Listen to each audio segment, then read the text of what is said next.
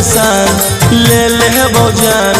गोली बजल रहो की सतौल में हीरो ना रहियो विलन के रंग में हीरो ना घूमियो विलन के रंग में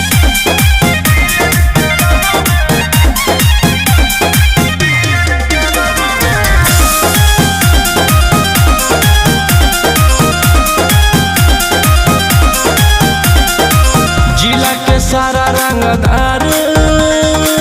कहो हो हमरा सरदार थाना चाहे थानेदार मुट्ठी में रहो सरकार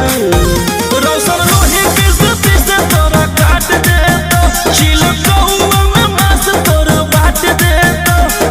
हो जही तो गंगा ले जे पंगा आंसुओं में कांत के एक एगो